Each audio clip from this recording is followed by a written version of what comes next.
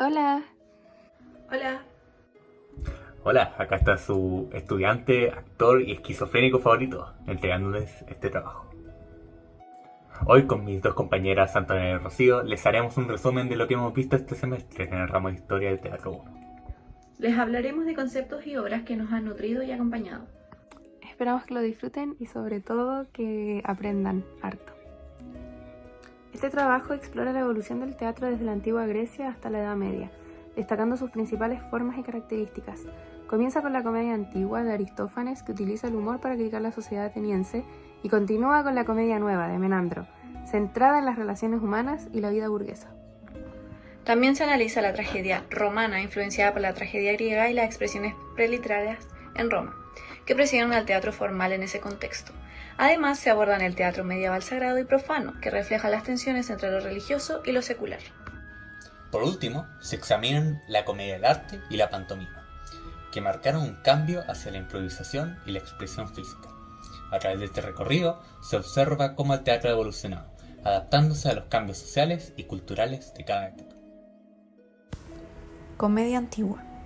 Surge en el siglo V a.C., representada principalmente por Aristófanes, quien usó la comedia para criticar la política y la sociedad ateniense. Obras como Lisístrata abordan los temas como la guerra, el rol de la mujer en la sociedad patriarcal y la hipocresía masculina. Sus características son la crítica política, humor vulgar, personajes exagerados y situaciones absurdas. Sus elementos más populares son las máscaras grotescas, los disfraces y los enredos cómicos. Comedia nueva. Se desarrolla entre el siglo IV y III a.C. y se enfoca en la vida burguesa, con temas sobre relaciones familiares y amorosas. Las características de la comedia nueva son sus personajes estereotipados, por ejemplo, el anciano avaro, el enamorado, el esclavo astuto, y también porque se elimina el coro y se introduce el prólogo explicativo. Un ejemplo de la comedia nueva es Díscolos, donde se pueden ver estos personajes en el anciano Nemón y en el enamorado Sóstrato. Otro ejemplo de disfraces grotescos y enredos absurdos se puede ver en el Cíclope, donde se presenta el coro de sátiros, que eran hombres con colas, falos y patas de cabra, desenfrenados y burlescos, y se aprecian cómo interactúan con el Polifemo el Cíclope. Tragedia romana. El mismo caso se desarrolla en la Orestiada. Vemos a Agamenón y a Orestes ser juzgados y castigados por cometer actos en nombre del bien mayor y la justicia. En Roma era más importante para los gobernantes mantener a los ciudadanos distraídos y que no cuestionaran su realidad. La tragedia romana fue influenciada por el teatro griego, pero con un enfoque en temas como el destino, la venganza y el honor. Es un género dramático que se desarrolló en Roma, destacándose por la representación de conflictos graves y serios que generalmente involucran a personajes nobles y muchas veces héroes enfrentados a destinos trágicos, provocando la catarsis en el público a través de la compasión y el miedo. Como en el caso de Edipo, quien fue víctima del destino, sin tener conciencia que cumplió la profecía al tratar tan desesperadamente de escapar de ella, sintiendo repulsión hacia sí mismo por la aberración de haberse involucrado con su propia madre y traer hijos del incesto al mundo. Sus características más importantes es que se desarrollan en 5 actos, abordando la lucha entre el individuo y su destino. Aunque menos popular que la comedia, tuvo una gran influencia especialmente con autores como Séneca. Aunque inspiradas en la tragedia griega, las tragedias romanas incorporaron elementos propios, como el uso del latín, que fue trabajo de Lucio Andrónico, y la inclusión de personajes y situaciones específicas del contexto romano. Autores como Séneca y tragedias como Medea y Faedra contribuyeron a establecer una forma única de tragedias que influyó en el desarrollo del teatro posteriormente. Expresiones teatrales preliterarias de Roma. Estas son manifestaciones artísticas que se dieron antes de la influencia griega y del desarrollo de la literatura teatral propiamente dicha en Roma. Estas expresiones fueron fundamentales para la evolución del teatro romano, y algunas de las principales son: Feseninos, versos rústicos improvisados con tono humorístico en fiestas agrícolas; las sátiras, críticas orales y burlescas de personas y costumbres; y los mimos y atelanas, comedia física e improvisación reflejando la cultura popular romana. Estas expresiones preliterarias sentaron las bases para el desarrollo de formas más estructuradas del teatro en Roma, influyendo especialmente en la comedia y la sátira, que se consolidaron con autores posteriores como Plauto y Terencio. Teatro medieval sagrado. El teatro oficial medieval o sagrado es un tipo de teatro que surgió y se desarrolló en Europa durante la Edad Media, especialmente en el contexto de la Iglesia Católica, que tenía una gran influencia en la vida cultural y social de la época.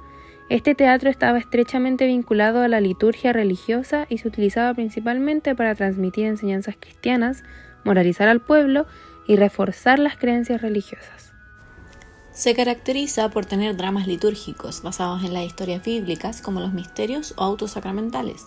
Se utilizaban en ceremonias religiosas para enseñar al pueblo. En resumen, el teatro oficial medieval o sagrado fue una forma de teatro profundamente vinculada con la Iglesia y el cristianismo, que además cumplió una función educativa, moralizadora y de reforzamiento de las creencias religiosas en una sociedad medieval mayoritariamente campesina y analfabeta.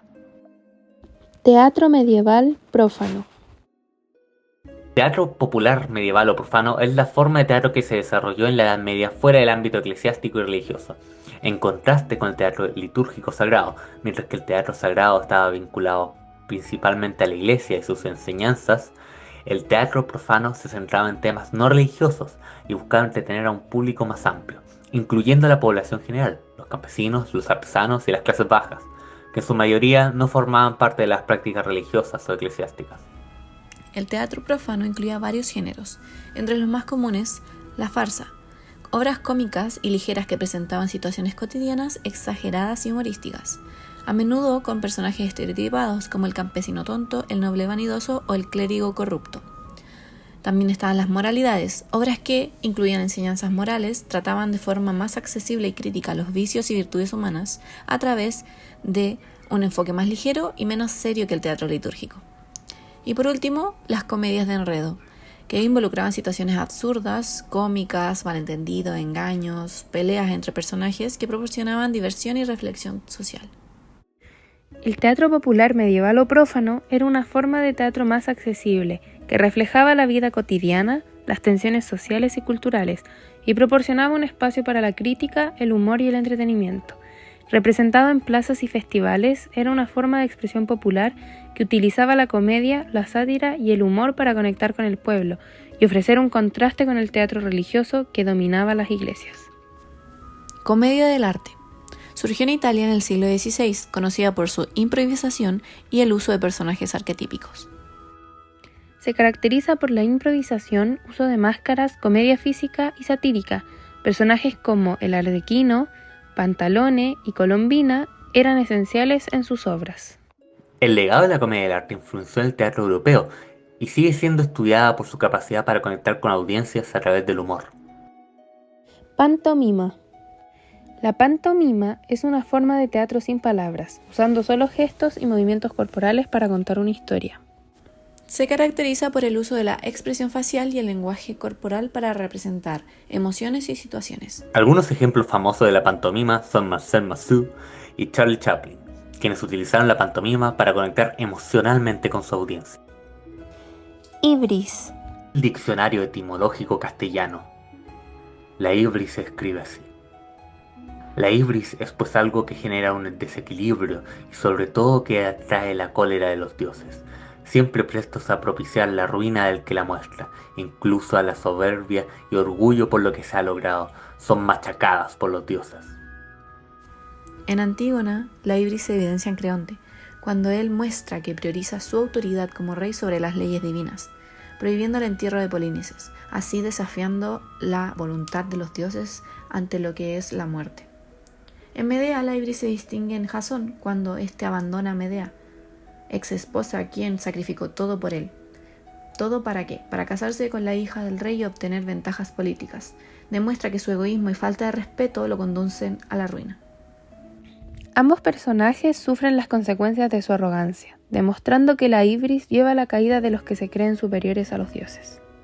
Conclusión. El teatro siempre ha reflejado transformaciones culturales, políticas y sociales dependiendo de la época, adaptándose a las circunstancias de su tiempo, pasando desde las sátiras políticas de Aristófanes en la comedia antigua hasta analizar las pasiones humanas en la comedia nueva.